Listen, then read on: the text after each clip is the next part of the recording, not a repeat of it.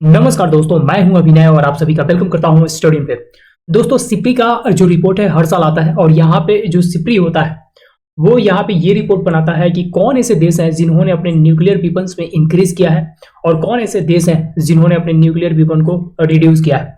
Actually में देखा जाए तो कोई भी ऐसा देश नहीं है, मतलब जिनके पास भी न्यूक्लियर वेपन है वो कभी भी अपने न्यूक्लियर वॉर हेड्स को चाहेंगे कि हम क्या करें, रिड्यूस करें।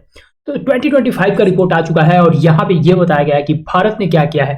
2024 का अगर आप रिपोर्ट उठा के देखें तो वहां से भारत का जो रैंक है वो ऊपर गया है, ऊपर इन द सेंस कि यहाँ पे अगर देखा जाए तो भारत ने अपने न्यूक्लियर जो वॉर हेड्स हैं उसमें भारी मात्रा में बढ़ोतरी की है और इसकी वजह से कहीं ना कहीं दुनिया भर में देखा जाए तो एक थ्रेट भी पैदा होता है। कोई भी देश अगर न्यूक्लियर वॉर हेड्स को इंक्रीज करता है तो इससे जो चांसेस होते हैं कि वॉर होगा इन द फ्यूचर बहुत ज्यादा हाई हो जाते हैं। तो इस वीडियो में हम लोग डिस्कस करने वाले हैं कि दुनिया भर में सबसे ज्यादा किसके पास जो न्यूक्लियर वेपन्स है वो मौजूद है और पाकिस्तान के साथ भारत का क्या तुलना है, चाइना के साथ अगर हम तुलना करें तो जो भारत है वो कहाँ पे खड़ा है और कितना ज्यादा हमें और मेहनत करने की जरूरत है। अब मैं आपको दिखाना चाहता हूं ये रिपोर्ट। यहाँ पे आप देख सकते हैं कि किस तरीके से जो न्यूक्लियर वॉर हेड्स हैं, जो न्यूक्लियर वेपन्स हैं, उनका इंक्रीज हुआ है।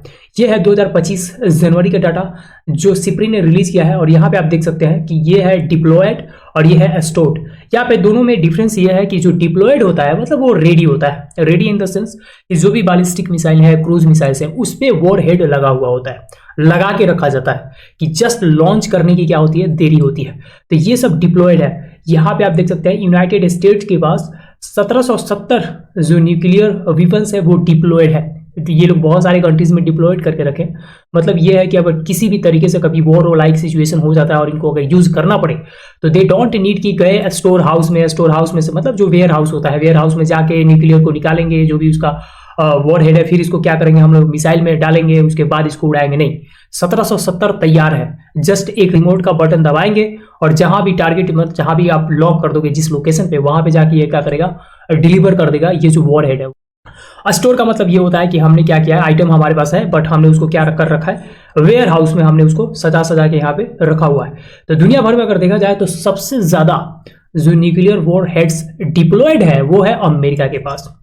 दूसरी तरफ अगर बात करें तो रसिया के पास सबसे ज्यादा नंबर में है, इसके पास 4309 के आसपास क्या है दोस्तों। ये टोटल मैं बोल रहा हूं, मतलब deployed warheads plus stored जो है उनके पास। तो ये सारे मिलाकर अगर देखोगे तो Russia is number 1, Russia number 1 पे है।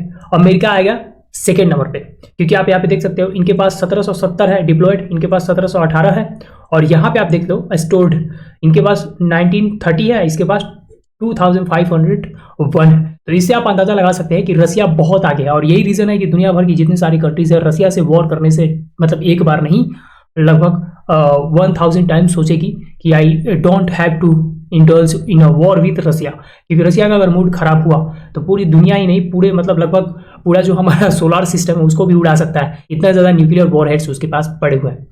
उसके बाद यहाँ पे आप देख सकते हैं कि इधर है भारत।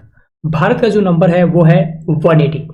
2024 का अगर आप डाटा उठा के देखेंगे तो हमारा 170 था, लेकिन हमने इसमें आई थिंक 172 था, हमने यहाँ पे 8 इंक्रीज कर दिया है। पाकिस्तान वहीं पे अटका हुआ है। आप यहाँ पे क्लियरली इस रिपोर्ट में पढ़ सकते हैं कि India is believed to have once again slightly expanded its nuclear arsenal in 2024 and continued to develop new types of nuclear delivery system. और यहाँ पे पाकिस्तान जो है, पाकिस्तान भी बोला है कि हम भी क्या कर रहे हैं, डेवलप कर रहे हैं और आने वाले डिकेड में इंडिया के साथ क्या कर पाएंगे, मैच कर पाएंगे। हमको यहाँ पे पाकिस्तान का कोई टेंशन नहीं है, पाकिस्तान तो कभी मतलब था भी नहीं। लिस्ट में है चाइना। चाइना के पास आज के डेट में देखा जाए तो 600 अराउंड न्यूक्लियर वॉर हेड्स है। चाइना के साथ इंडिया को compete करना है और चाइना के साथ compete करने के लिए बहुत ज़्यादा इंपॉर्टेंट है कि हम क्या करें, अपना जो लोकल बिजनेस है, अपना जो लोकल साइंटिस्ट है, उन पे इंडिजिनस पीपल पे ज़्यादा ध्यान दें। यहाँ पे ज़्यादा R&D जो है, रिसोर्स एंड डेवलपमेंट है, यहाँ पे ज़्यादा पैसे खर्च करने की ज़रूरत है, चाहे वो प्राइवेट कंपनी हो चाहे वो गवर्नमेंट की तरफ से इनिशिएटिव्स हो।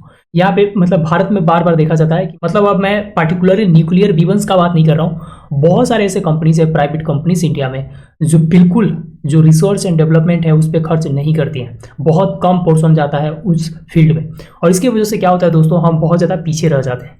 हमारे पास नए टेक्नोलॉजी नहीं आ पाते हैं, हमारे पास जो नए इनोवेशंस हैं वो नहीं आ पाते हैं, बल्कि वेस्टर्न कंट्रीज के पास आते हैं।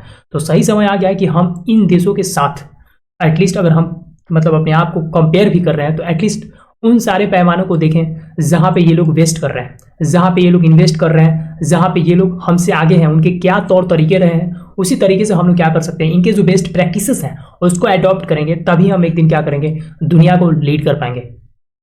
तो दोस्तों उम्मीद करता हूं कि ये सारी जो बातें हैं आपको समझ में आई होंगी, और अगर आप इस चैनल पर नए हैं तो चैनल को सब्सक्राइब कीजिए, अपने दोस्तों के साथ शेयर कीजिए। तो मिलते हैं फिर नेक्स्ट वीडियो में किसी नए टॉपिक के साथ, तब तक के लिए अपना ख्याल रखिए।